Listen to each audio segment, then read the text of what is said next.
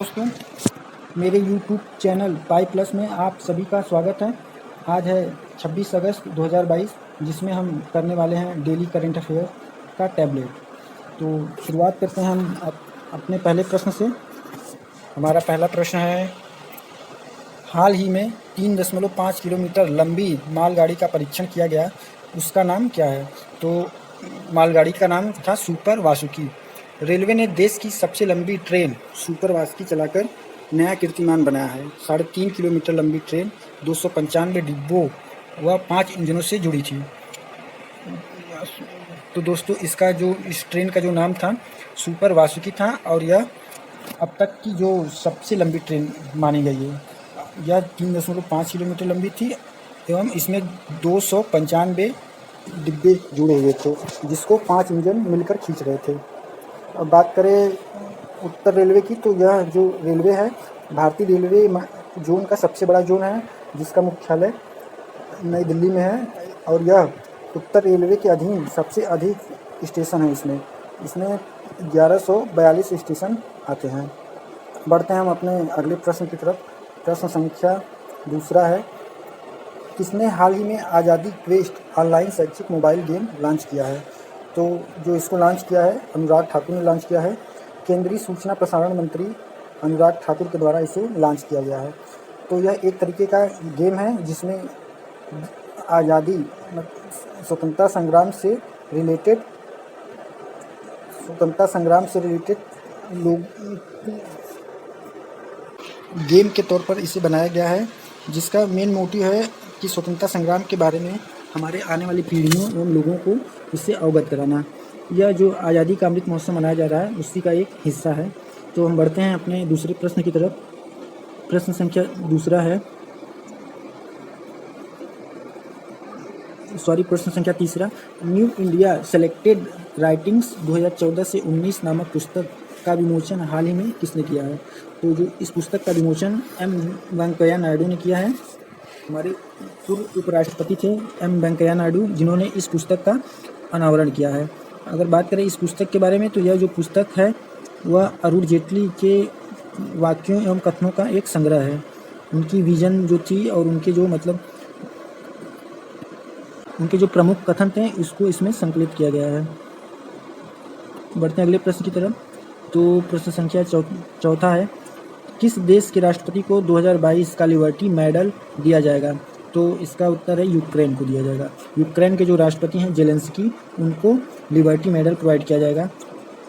तो जेलेंस्की ने रूसी अत्याचारों के खिलाफ स्वतंत्रता की रक्षा के लिए यूक्रेनी लोगों का बहादुरी से नेतृत्व करने के उपरांत उन्हें यह पुरस्कार प्रदान किया जाएगा।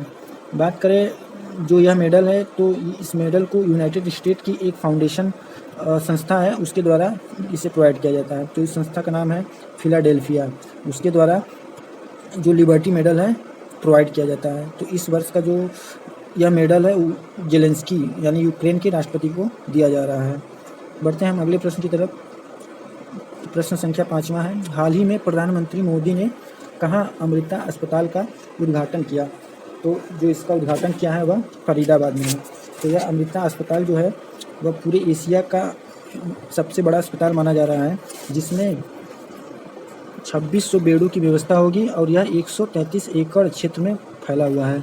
इसे बनाने में 6000 करोड़ की लागत आई है, और यह जो है सरकारी ना होकर बल्कि एक प्राइवेट मल्टी स्पेशलिस्ट अस्पताल माना जा रहा है, जिसको बनाने का श्रेय आध्यात्मिक गुरु जो है, आध्यात्मिक नेता है अमृतानंदमयी को दिया जा रहा है। अमृतानंदमयी हैं, उनको दिया जा रहा है इसका श्रेय। अमृतानंदमयी को दक्षिण में अम्मा के नाम से भी जाना जाता है। ये एक आध्यात्मिक नेता है। बढ़ते हैं हम अगले प्रश्न की तरफ। तो हमारा प्रश्न संख्या 6वां है, हाल ही में अंडर 20 जूनियर विश्व कुश्ती चैंपियनशिप 2022 में कौन शीर्ष पर रहा? तो इस चैंपियनशिप में जापान जो था वह शीर्ष पे था। जापान जो था इस चैंपियनशिप में शीर्ष पे था, जबकि भारत दूसरे नंबर पे था। भारत का स्थान जो था दूसरे नंबर पे था, और भारत ने पूरे 16 मेडल हासिल किए थे इसमें, जिसमें एक गोल्ड मेडल, जिसने अंतिम पंगाल ने जीता था, जबकि 4 सिल्वर एवं 11 ब्रॉन्ज मेडल हासिल किए थे भारत ने। और इसी के साथ यह दूसरे स्थान पे था, जबकि यूएस जो था वह तीसरा स्थान प्राप्त किया था। तो यह प्रश्न काफ़ी महत्वपूर्ण है कि भारत ने कितने मेडल जीते थे। तो भारत ने 16 मेडल जीते थे, जिसमें कि एक गोल्ड मेडल अंतिम पंघाल ने जीता था। बढ़ते हैं अगले प्रश्न की तरफ। तो प्रश्न संख्या है 7वां। डीआरडीओ और भारतीय नौसेना ने हाल ही में vertical launch surface to air missile VL SRSAM missile system का सफल परीक्षण किया है। वह कहाँ से किया है? तो इसका जो सफल परीक्षण है वो कहाँ से किया गया है? तो उड़ीसा के चांदीपुर प्रक्षेपण रेंज से किया गया है। बढ़ते हैं आगे। नोट, जो डीआरडीओ है, रक्षा अनुसंधान एवं विकास संगठन, यह जो भारत की रक्षा से जुड़े अनुसंधान कार्यों के लिए देश की एक अग्रणी संस्था है। इस संस्था का काम क्या है कि भारत से की रक्षा विशेषज्ञता को प्रदान करना तथा इसका जो रक्षा मंत्रालय की यह अंडर में काम करती है। इसकी स्थापना की बात करें तो जो इसकी स्थापना हुई थी वह 1958 में की गई थी एवं इसका जो मुख्यालय है वह नई दिल्ली में स्थित है। और इसके वर्तमान के जो अध्यक्ष इस समय वह सतीश रेड्डी जी हैं। इसके वर्तमान के अध्यक्ष सतीश रेड्डी जी हैं। बढ़ते हैं अगले प्रश्न की तरफ। प्रश्न संख्या 8। विक्रम दोराईस्वामी को हाल ही में किस देश में भारत के उच्चायुक्त के रूप में नियुक्त किया गया है? तो उन्हें यूके के उच्चायुक्त के रूप में नियुक्त किया गया है, यूनाइटेड किंगडम। इनके बारे में पढ़ लेते हैं। तो यह 1992 बैच के भारतीय विदेश सेवा के अधिकारी वर्तमान में बांग्लादेश में भारतीय उच्चायुक्त के रूप में कार्यरत हैं। बढ़ते हैं अपने 9वें प्रश्न की तरफ। प्रश्न संख्या 9। किस राज्य ने हाल ही में अवैध शराब नशीली दवाओं के व्यापार के लिए एंटी नारकोटिक्स फोर्स का गठन किया है? तो इसका उत्तर है उत्तर प्रदेश। यूपी सरकार ने मादक पदार्थों के अवैध व्यापार की रोकथाम के लिए anti narcotics task force ANTF का गठन किया है। जो यह टास्क फोर्स है पुलिस महानिदेशक अपराध के अधीन कार्य करेगा। साथ ही जोन और क्षेत्रीय स्तर पर नारकोटिक्स थाना पुलिस की स्थापना भी की जाएगी इसमें। और इसके जो प्रथम चरण में थाने की स्थापना की जाएगी नारकोटिक्स थाना, वह बाराबंकी एवं गाजीपुर जिले में स्थापित की जाएगी। बात करें इसके कुछ इंपॉर्टेंट पॉइंट की, तो उत्तर प्रदेश जो एकमात्र जिला बाराबंकी है जहाँ पे अफीम की खेती की जाती है।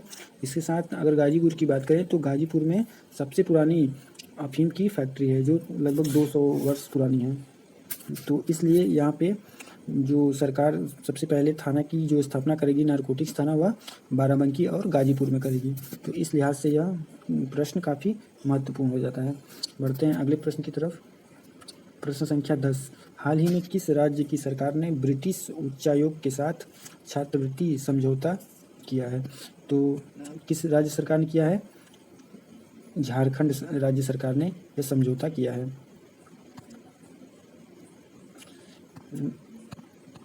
ब्रिटेन सरकार ने झारखंड सरकार के साथ राज्य में हाशिए पर रहने वाले और कम प्रतिनिधित्व वाले समुदाय के लिए एक नई छात्रवृत्ति कार्यक्रम लाने के लिए एक समझौते ज्ञापन पर हस्ताक्षर किए हैं।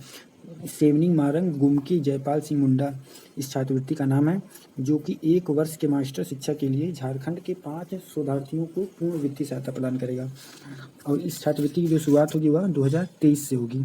अगर बात करें जयपाल सिंह मुंडा की, तो यह जो प्रमुख रूप से एक राजनीतिज्ञ थे और यह जो एक बहुत बड़े हॉकी के प्लेयर भी थे, जिन्होंने 1928 का जो ओलंपिक हॉकी हुआ था जिसमें भारत ने स्वर्ण पदक जीता था, उसके यह प्लेयर भी रह चुके हैं।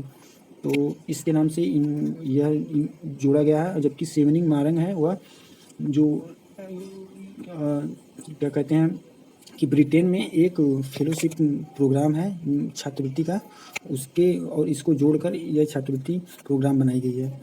तो बढ़ते हैं अगले प्रश्न की तरफ। तो अगला सेशन है हमारा रिवीजन का। रिवीजन के पोर्शन का पहला प्रश्न है, किस आईआईटी संस्था ने हाल ही में चीनी विकल्प यानी कि जाइलिटोल के उत्पादन के लिए नई विधि का विकास किया है? हमने कल पढ़ा था आईआईटी गुवाहाटी ने इसका विकास किया है। प्रश्न संख्या दूसरा है, हाल ही में किस राज्य में जलापूर्ति में सुधार के लिए भारत ने एडीबी के साथ 96.3 मिलियन डॉलर के ऋण पर हस्ताक्षर किया है? तो यह हिमाचल प्रदेश के साथ है। प्रश्न संख्या तीसरा था, अंडर 18 चैंपियनशिप में भारतीय पुरुष वॉलीबॉल टीम ने कौन सा पदक जीता? कौन सा पदक जीता था? कांस्य पदक जीता है। प्रश्न संख्या 4, हाल ही में NII national institute of immunology के निदेशक के रूप में किसे नियुक्त किया गया है? तो इस देबासी मोहंती को नियुक्त किया गया है। जो NII है उसका हेडक्वार्टर है वह नई दिल्ली में स्थित है।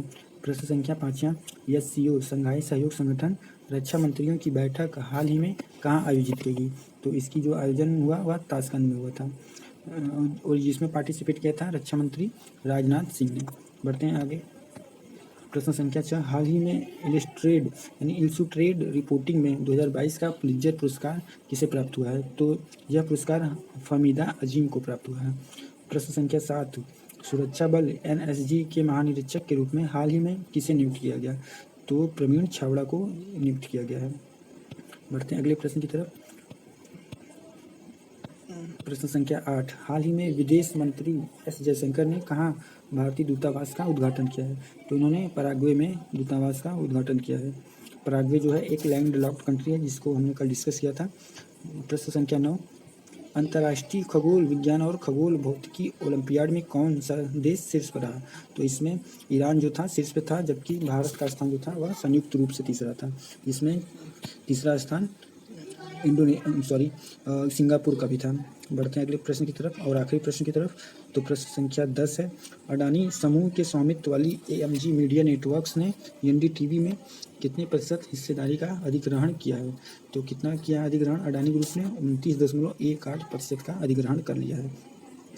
प्रश्न संख्या 11, दास व्यापार और उन्मूलन के स्मरण के लिए अंतर्राष्ट्रीय दिवस किस तिथि को मनाया जाता है? तो यह इसका उत्तर आप कमेंट बॉक्स में बताएंगे किस तिथि को मनाया जाता है। कुछ करंट अफेयर जो काफ़ी महत्वपूर्ण है उसको हम प्रतिदिन चर्चा में लाया करेंगे। तो पढ़ते हैं इसका पहला प्रश्न, हाल ही में भारत के किस नृत्य को यूनेस्को की सूची शामिल करने के लिए नामित किया गया है? तो यह जो नृत्य है गरबा है। प्रश्न संख्या 2 है, 23वीं राष्ट्रीय क्षेत्रीय परिषद की बैठक का आयोजन हाल ही में कहाँ हुआ? तो इसका जो आयोजन हुआ था वह कहाँ हुआ था? भोपाल में हुआ था। कितनी क्षेत्रीय परिषद हैं इस समय है भारत में?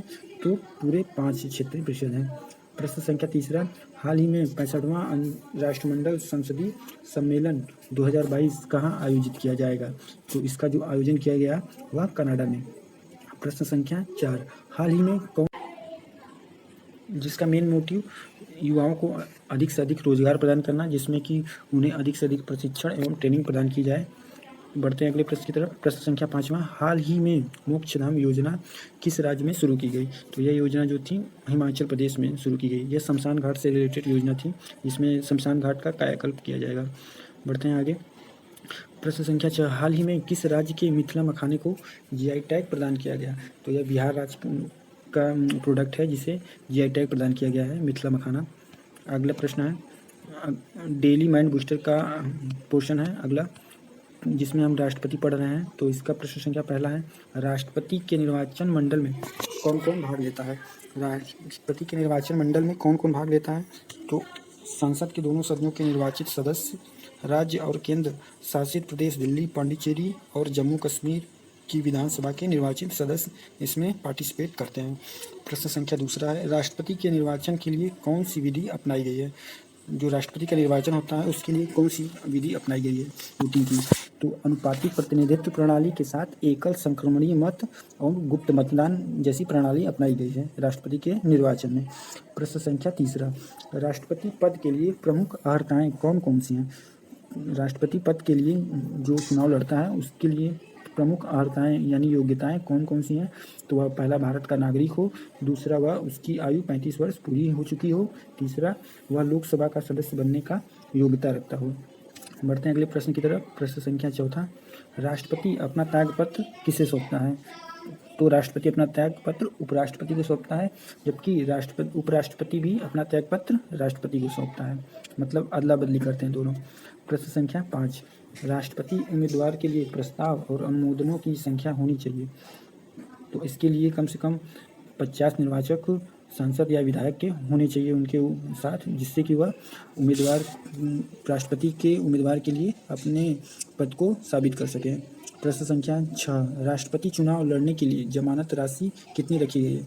जो राष्ट्रपति का चुनाव होता है उसके लिए एक जमानत राशि का निर्धारित किया गया है, जिसकी रकम है 15,000 रुपये। प्रश्न संख्या 7, कितने मत न प्राप्त करने के पश्चात जमानत राशि को जब्त कर ली जाती है? कितने मत? तो इसके लिए डाले गए कुल मतों का 1/6 भाग से कम मत अगर प्राप्त होते हैं उम्मीदवार को, तो जो जमानत की राशि 15,000 रुपये है उसे जब्त कर ली जाती है। प्रश्न संख्या 8, सदन में राष्ट्रपति पर महाभियोग का प्रस्ताव लाने के लिए राष्ट्रपति को कितने दिन पूर्व इसकी सूचना देना आवश्यक है?